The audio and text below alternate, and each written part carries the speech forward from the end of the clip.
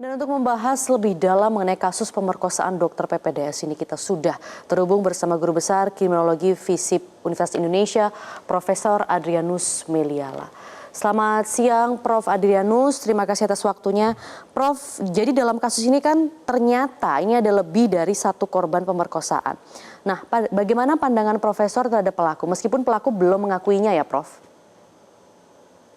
Jadi saya kira pendekatan rational choice ya, atau pilihan-pilihan rasional itu terjadi padanya.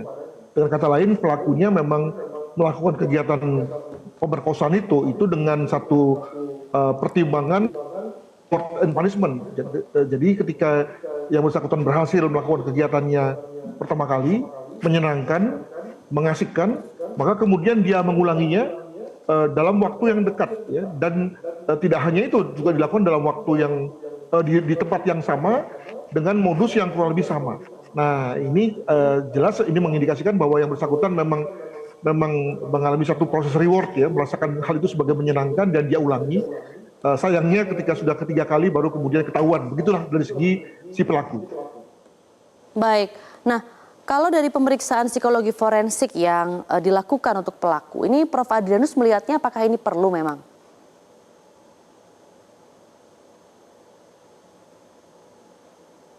Prof, terkait pemeriksaan psikologi forensik yang dilakukan ke pelaku, apakah ini dipandang perlu, Prof? Saya kira baik-baik saja ya, cuma kalaupun misalnya ada semacam gangguan perilaku, jadi kita bicara mengenai sexual behavior disorder pada yang bersangkutan, itu tentu menurut saya akan mild saja ya. Mengapa? Karena kalau dilihat dari modusnya, lalu frekuensi melakukannya, ini kelihatan sudah terencana, di mana yang bersangkutan sudah berpikir tentang bagaimana mengajak orang untuk datang ke satu lokasi yang tertentu, sembunyi, ya, sendirian pula, di mana kemudian lalu yang bersangkutan tidak berdaya, relasi kuasa antara dirinya dengan pasien atau keluarga pasien, ini semua adalah pendekatan-pendekatan rational choice, ya, dan kemudian dia ulangi, ya. Nah, maka kalaupun misalnya ada indikasi gangguan dirinya, itu saya kira mild dan tidak akan bisa kemudian menyampingkan tanggung jawab pidana yang akan dimintakan atau yang akan dibebankan padanya. Demikian. Nah, ini terkait hal ini, apakah terkait kelainan atau fetis ini, apakah ini memang bisa dipandang seperti itu atau ini hanya modus dari pelaku, Prof? Fetis sebetulnya adalah satu hal yang agak spesifik ya, yang menimbulkan arousal pada diri seseorang, padahal objek itu sama sekali bukan objek seksual.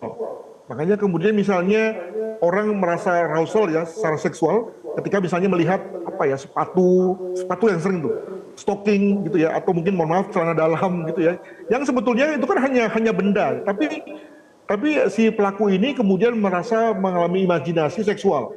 Nah, masalahnya kan dalam hal ini tidak ada lagi fetisnya. Kenapa? Karena yang dihadapinya adalah orang yang memiliki daya tarik seksual itu. Jadi dia pilih korban wanita, ya, dan kemudian dia seksual dengan kata lain secara eksplisit. Pendekatan fetis tidak lagi cocok pada yang bersangkutan. Oke.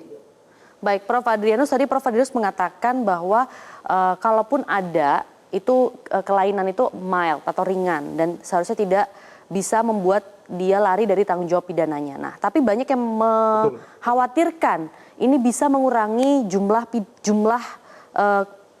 hukumannya. Nah, terkait hal ini, apakah memang somnofilia ini bisa mendapat keringanan hukuman jika dilihat dari KUHP, Prof? Kalau dilihat dari hal-hal yang meringankan, maka misalnya soal bahwa yang bersangkutan itu mengaku akan perbuatannya, menyesal, lalu kemudian tidak berbelit-belit, itu sendiri jadi satu hal yang akan mengurangi perbuatannya jika memang yang bersangkutan memilih untuk melakukan itu di persidangan. Bahwa terkait dengan substansi perilakunya sendiri, maka soal yang tadi saya katakan behavioral disorder seperti yang tadi disebutkan, itu tidak membuat yang bersangkutan itu bebas dari ancaman pidana. Dengan kata lain, membuat yang bersangkutan tetap dianggap sebagai liable, kompeten dalam rangka berbuat hal itu. Kemudian dia kalau berkurang juga tidak ya, Prof? Tidak. Ya, jadi lebih pada tiga hal tadi yang tadi saya katakan sebagai hal yang akan mempengaruhi berkurangnya ancaman pidananya. Baik, Prof, apa ancaman pasal yang tepat ditempatkan kepada kejahatan pelaku ini, Prof, yang maksimal hukumannya? Ya tentu kalau kita bicara mengenai perkosaan, ditambah lagi dengan unsur perencanaan, dan kalau Ya. misalnya di situ ditambah lagi dengan adanya unsur pencurian, kalau kita bicara kan bahwa dia mencuri obat anestesi, ditambah lagi dengan misalnya ketika ada hal-hal yang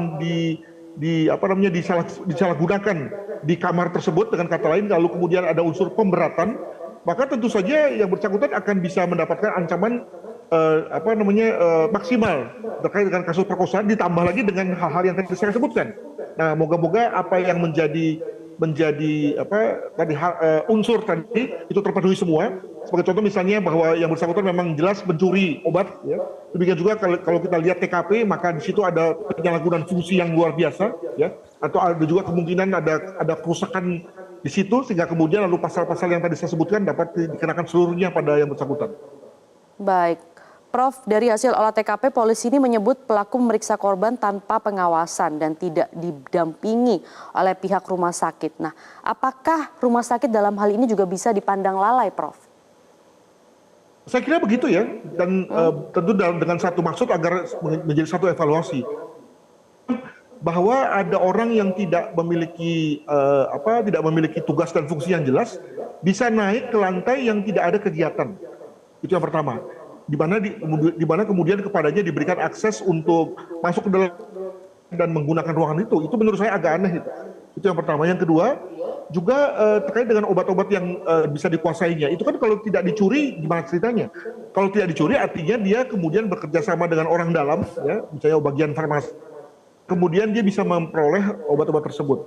Dan yang ketiga adalah bahwa jangan lupa bahwa korban pada konteks korban pasien yang keluarga pasien yang kemudian melaporkan itu terjadi setelah dia melaporkan, barulah kemudian ketika sudah beberapa hari barulah kemudian CCTV dibuka.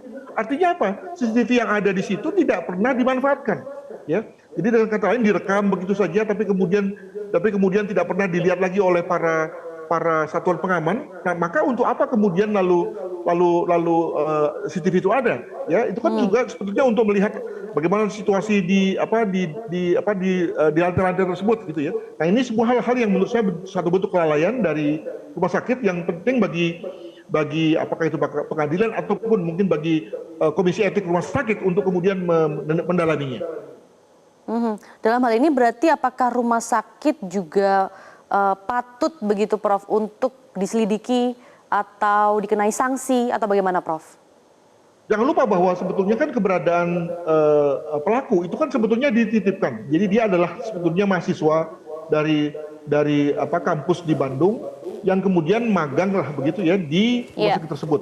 Nah, apakah dalam konteks seperti itu lalu kemudian rumah sakit juga memiliki tanggung jawab terkait dengan keberadaan atau ulah daripada si mahasiswa ini, begitu kan? Tentu juga dalam ini menurut saya punya tanggung jawab yang terbatas. Nah, tanggung jawabnya adalah lebih pada tadi ketika kemudian sang oknum ini kemudian bisa naik ke lantai yang tidak ada kegiatannya, lalu kemudian bisa menggunakan ruang pada saat jam 1 malam, ya. Dan yang ketiga adalah bahwa kemudian tidak pernah dimanfaatkan CCTV. Nah, di situ lalu kemudian menurut saya letak kelalaian dari rumah sakit. Jadi bukan pada konteks oknumnya, itu urusan kampus ya, tapi lebih pada bahwa oknum ini bisa kemudian melanggar tanggung di fasilitas rumah sakit, begitu. Baik, Prof, bagaimana Polda Jawa Barat ini bisa memastikan pelaku mendapatkan hukuman maksimal dan memenuhi rasa keadilan korban? Saya kira tentu batas tugas daripada kepolisian adalah mentersangkakan dan melengkapinya dengan alat bukti yang ada, sehingga kemudian lalu konstruksi sangkaan itu kemudian diterima oleh jaksa, ya. Nah, saya kira tugas dari hakim lah untuk menentukan berapa hukuman yang terberat dan pas lah bagi yang bersangkutan. Tentu dalam hal ini kalau kita kembali pada peradilan pidana, tugas polisi dan jaksa selesai ketika di pengadilan hakim mulai memeriksa. Demikian. Baik, kemudian juga apa yang bisa dilakukan bagi para korban untuk menuntut keadilan, Prof? Saya kira sebaiknya kita memang mulai mewacanakan itu ya, daripada ngomong soal pelaku saja ya. Jadi kesan saya juga media ini lebih banyak ngomong soal pelaku ini gitu. Kenapa? Karena korban ini kan tentu saja luar biasa traumanya, luar biasa kerugian psikologisnya. Nah, apakah dalam hal ini LPSK sebagai lembaga yang mengurus itu sudah mulai turun tangan? Nah, itu saya kira adalah satu hal yang perlu kita suarakan. Demikian juga berbagai komisi-komisi yang menjadi pembela hak asasi manusia. Tadi saya melihat bahwa Ibu Wakil Menteri PPPA juga sudah mulai turun guna memastikan bahwa korban mendapatkan penanganan yang optimal. Itu saya kira adalah hal yang baik, karena tadi saya kira luka fisik, luka batin yang akan mereka terima sebagai korban kekerasan seksual itu saya kira akan dalam sekali. Dan waktunya bagi kita untuk lebih memperhatikan kemaslahatan korban daripada terus ngomongin pelaku, begitu. Baik, Guru Besar Kriminolog FISIP Universitas Indonesia Adrianus Meliala, terima kasih atas keterangannya bersama kami di Metro Siang.